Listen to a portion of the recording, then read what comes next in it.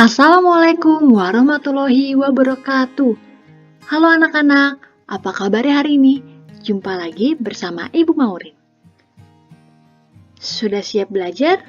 Nah, sebelum kita belajar, yang pertama, jangan lupa untuk berdoa terlebih dahulu. Yang kedua, jangan lupa untuk selalu minta dampingi orang tua. Ucapkan tolong saat mau meminta bantuan, dan ucapkan terima kasih jika telah diberikan pertolongan. Dan yang ketiga, jangan lupa untuk cuci tangan saat sebelum atau sesudah melakukan aktivitas. Nah, pada hari ini kita akan belajar dari buku tema 2, Menyayangi Tumbuhan dan Hewan, subtema 2, Manfaat Hewan bagi Kehidupan Manusia, dan pembelajaran 1 pada kelas 3 sekolah dasar. Tujuan pembelajaran kita pada hari ini yang pertama, dengan membaca dongeng, siswa dapat memperhatikan tanda baca, lafal, intonasi, dan ekspresi yang tepat. Yang kedua, dengan menjawab pertanyaan melalui TTS, siswa dapat mengidentifikasikan informasi isi dongeng yang didengar dengan tepat.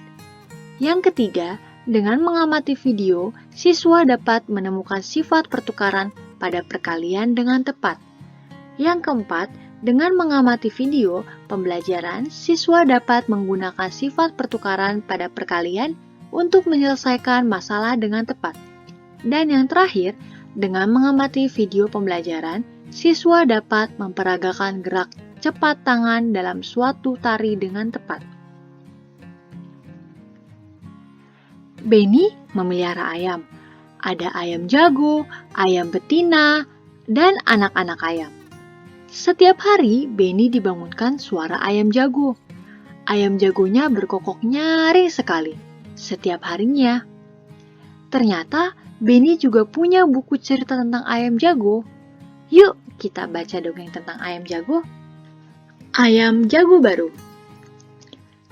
Pengarang anonim. Ada ayam jago baru di suatu dusun.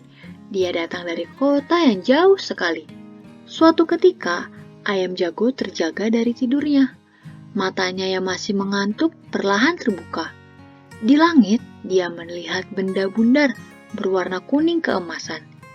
Itu pasti matahari, pikirnya. Maka, walaupun dia masih mengantuk, dia melompat ke atas pagar. Kukuruyuk! Hari sudah pagi. Kokoknya keras-keras. Induk-induk ayam bergegas berlari keluar. Mereka mulai mengais-ngais mencari makan. Wah, betapa gelapnya hari ini, keluh mereka. Tiba-tiba terbang melintas seekor burung hantu. Dia hinggap di pohon dekat mereka. Kamu siapa? Tanya ayam jago baru itu. Aku burung hantu, jawabnya. Hai, mengapa kalian ribut-ribut malam begini? Si ayam jago tadi berkokok. Itu tanda hari sudah pagi, ujar induk-induk ayam itu. Mereka kemudian ribut bergumam.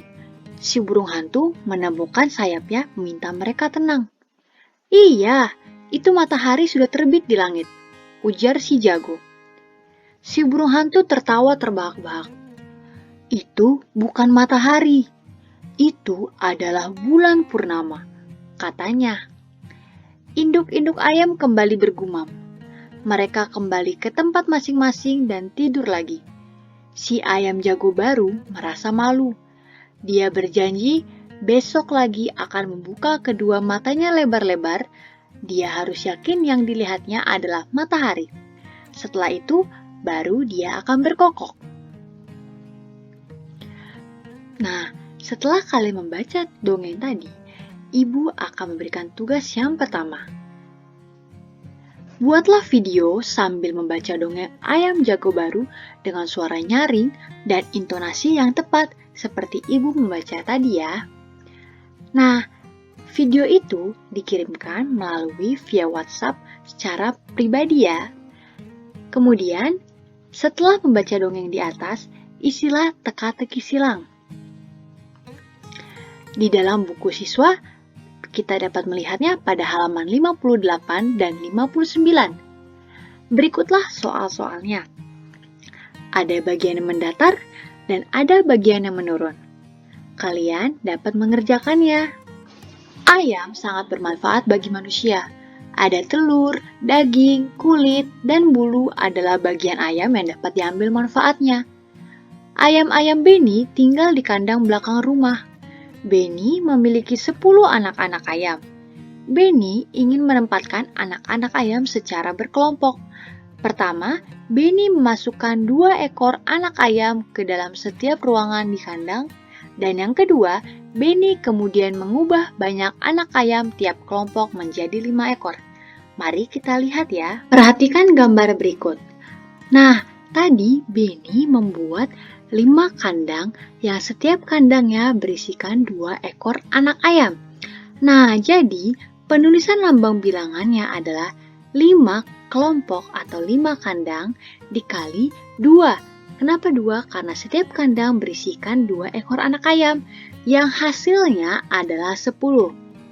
Nah, sekarang Benny menukarkan posisi kandangnya. Jadi hanya 2 kandang saja. Setiap kandang berisikan 5 ekor anak ayam. Nah, jadi penulisan lambangnya adalah 2 dikali 5 sama dengan 10. Kenapa 2? Karena terdiri 2 kandang ayam dan setiap kandangnya berisikan 5 ekor anak ayam yang jumlahnya 10. Nah, kesimpulannya dari 5 kandang yang berisikan 2 ekor dan 2 kandang yang berisikan 5 ekor, hasilnya tetap sama. Inilah yang disebut dengan matematika sifat pertukaran. Walaupun dengan angka posisi yang berbeda, itu hasilnya tetap sama. Kalian sudah belajar kan di subtema sebelumnya? Nah, kita lanjut ke contoh yang kedua.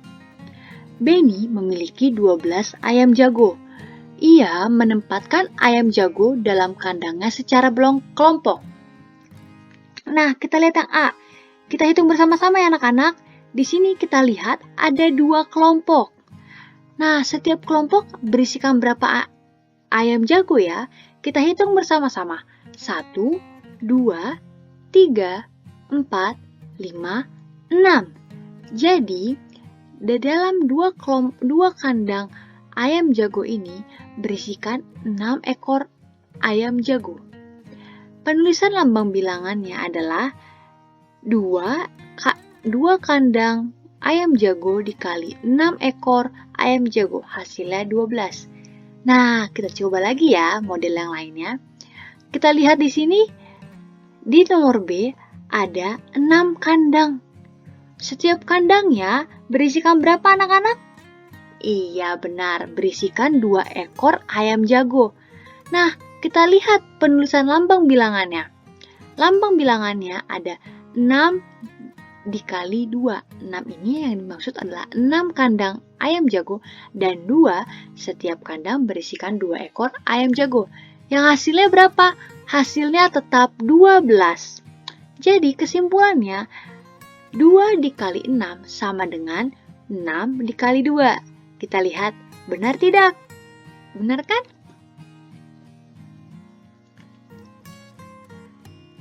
Nah, Benny senang mengamati tingkah laku ayam-ayamnya. Ia sering tersenyum saat melihat ayam mengepakkan sayapnya. Ia mencoba mengikuti gerakan ayam mengepakkan sayap. Nah, sekarang kita akan masuki tugas yang kedua. Yuk kita lakukan gerakan seperti ayam mengepakkan sayapnya. Yang pertama, berdiri tegak. Yang kedua, tekukan kedua siku di samping badan. Yang ketiga, gerakan siku yang ditekuk ke atas dan ke bawah dengan perlahan. Yang keempat, gerakan ke atas dan ke bawah makin lama makin cepat. Dan yang terakhir, rekamlah gerakan ini di rumah dengan semangat sesuai dengan urutan 1-4 yang kemudian dikirim melalui chat pribadi.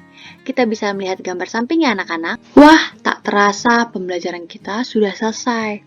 Walaupun begitu, kita harus tetap semangat ya belajar dari rumah dan jangan lupa untuk rajin cuci tangan dan jaga kebersihan. Sampai jumpa di pertemuan selanjutnya. Terima kasih. Wassalamualaikum warahmatullahi wabarakatuh.